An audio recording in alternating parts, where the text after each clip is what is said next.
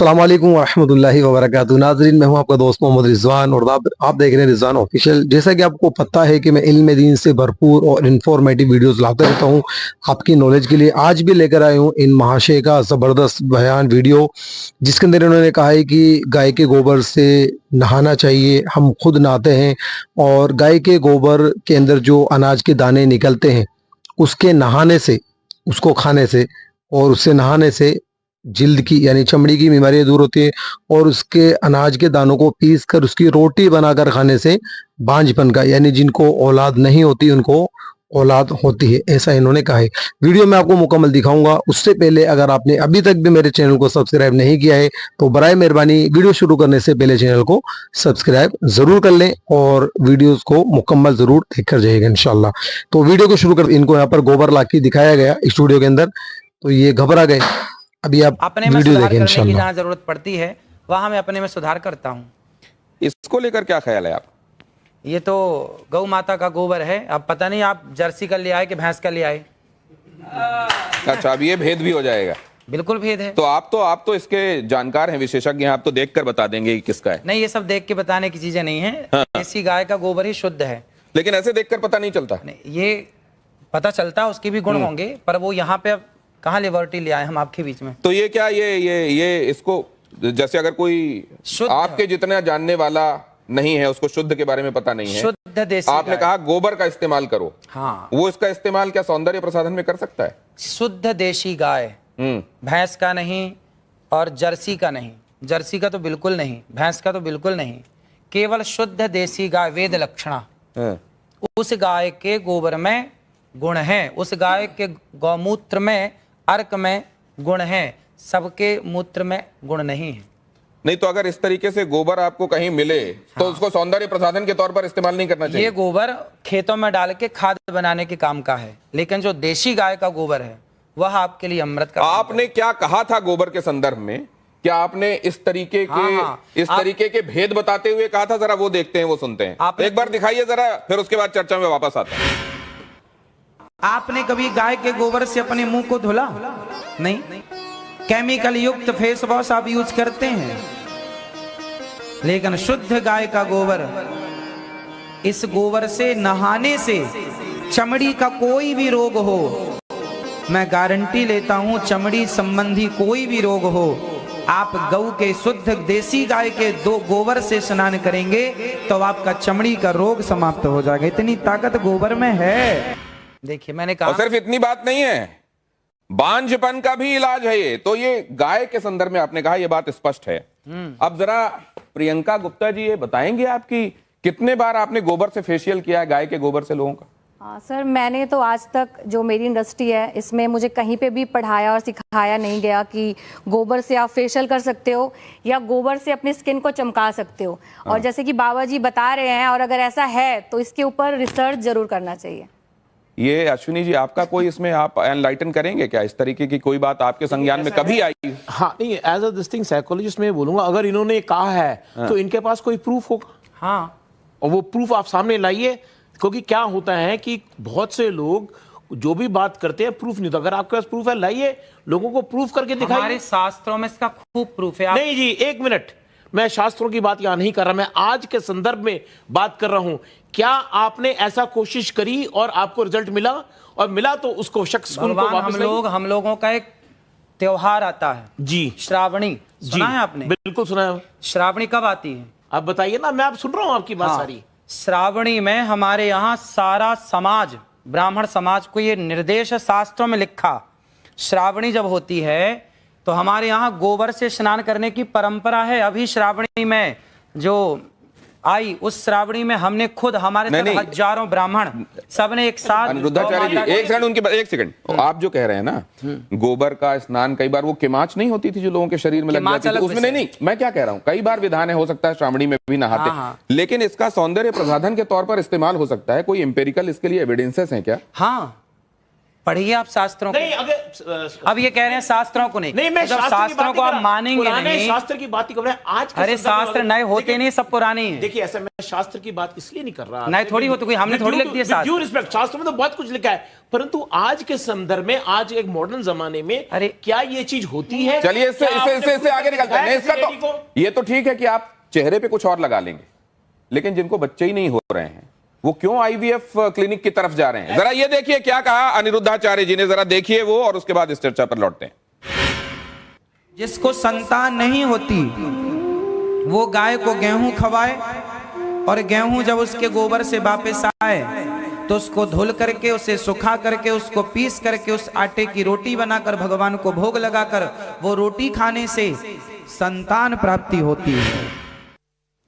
अनिरुद्धाचार्य जी, हाँ, आप मैं इस पे बोलूं? आपने ये किस पे एक्सपेरिमेंट किया? खुद पे, दूसरों पे देखा है? आप सुनेंगे आप? हाँ। ऐसा है कि देखिए, आप सैकड़ों डॉक्टरों को दिखाइए, यदि सैकड़ों डॉक्टरों को दिखाने के बाद आपको संतान नहीं हो रही है तो आप तो डॉक्टरों से हार गए, डॉक्टर ने मना कर दिया नहीं हो पाएगा। जब सबसे आप हार गए तो एक एक्सपेरिमेंट कर लेने में क्या बुराई है? आपने रघुवंशम महाकाव्य पढ़ा होगा, महर्षि कालिदास जी ने उसको लिखा है। भगवान राम के जो पूर्वज थे उनका नाम था दिलीप, उनके भी कोई संतान नहीं हो रही थी। तब राजा दिलीप ने गौ माता की सेवा की और गौ माता की सेवा से दिलीप के संतान हुई जिनका नाम रघु पड़ा, रघुवंश उनके नाम से आगे चला। यदि राम का वंश गौ माता की सेवा से आगे चला तो हमारा और आपका वंश भी गौ माता की सेवा से चलेगा। तो तब जब नहीं एक सेकंड, जब दशरथ जी को, आज भी है, आप जब दशरथ जी को यही समस्या सामने आई, हाँ, तो उनको तो भी यज्ञ कराना, पुत्र काम यज्ञ कराना पड़ा, हाँ, तो वो इस विधा से क्यों नहीं हो गया? फिर इस विधा से हुआ। आप समझो, दशरथ जी ने यज्ञ कराया तो यज्ञ में क्या लगता है? यज्ञ किससे संपन्न होता है? भैंस के घी से आहुतियां नहीं होती है ना, बकरी के घी से आहुतियां नहीं होती। जब तक वेद लक्षणा गाय का उसमें घी प्रयोग ना होगा तब तक आपका कोई यज्ञ संपन्न ही नहीं होगा। बिना गाय के ना कोई यज्ञ संपन्न हो सकता है, ना कोई पूजा संपन्न हो सकती है। नहीं, लेकिन एक चीज साइंस ये कहता है कि अगर आपने एक खास तरह की परिस्थितियों में खास एक्सपेरिमेंट किया है तो आपको खास रिजल्ट मिलेगा। आप उसको दोहरा सकते हैं। मैंने तो इस रोटी को खाई है, जो मैंने बोला है, मैंने तो इस रोटी को खाया है। और हमारे बहुत सारे संत समाज जो जंगलों में रहते हैं आज भी वो लोग ये रोटी खाते हैं। और बहुत बच्चा होता है, आप प्रयोग कर लीजिए। नहीं, आपके पास कोई प्रयोग है? नहीं, आपके पास कोई प्रयोग है? देखिए, बोलने में हमारे साथ प्रयोग है इसलिए बोल रहे हैं, प्रयोग ना होता तो बोलते नहीं। देखिए, ऐसा कोई भी चीज हम करते हैं उसके साथ प्रूफ लाते हैं कि भाई ये हमारा रिजल्ट है, ये हमारा एग्जाम्पल है। सिर्फ इतना नहीं, गौमूत्र और गाय के गोबर के संदर्भ में कैंसर के इलाज वाला दावा भी किया जाता रहा है। क्या अनिरुद्धाचार्य जी मैं ठीक कह रहा हूं? हाँ हाँ, मतलब किसी भी स्टेज का कैंसर तक ठीक हो जाता है। गौ माता के मूत्र में, गौ अर्क में इतनी शक्ति है, यदि शक्ति ना होती तो मेडिकल स्टोरों में गौमूत्र क्यों बिक रहा? कुत्ते का मूत्र बिकता भाई, गौमूत्र बिक रहा है तब तो कोई शक्ति है, दम है, तब ना बिक रहा है, वरना कुत्ते का क्यों नहीं बिक रहा है? नहीं, कहीं नहीं, बिकने वाली हर चीज को आप ये मानते हैं कि वो अपने आप में उसके लिए किसी साक्ष्य या प्रमाण की जरूरत नहीं? तो किसी का नहीं बिक रहा गौ माता। नहीं, मैं पूछ रहा हूं, बिकने वाली हर चीज के संदर्भ में हमको ये मानना चाहिए कि सब्सटेंटिव होती होगी इसीलिए बिक रही है? ना, ऐसा नहीं। डॉक्टर अंशुमान, ये कैंसर में आपने एमबीबीएस किया होगा, आपने स्पेशलाइजेशन किया होगा, उसके बाद आप इतने सालों से कैंसर के पेशेंट्स को ठीक कर रहे हैं, कहीं पर आपने गोमूत्र वाला एक्सपेरिमेंट या गोबर वाला एक्सपेरिमेंट किया है?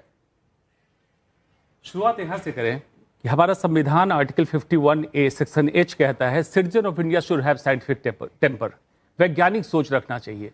गैर वैज्ञानिक सोच रखना और उसको प्रत्यक्ष प्रमाण बोलना असंवैधानिक बात है और कानून के खिलाफ है, पहली बात। दूसरी बात, जो कैंसर ठीक होने की बात है, चाहे गोबर गाय का हो, भैंस का हो या किसी का हो, गोबर होगा।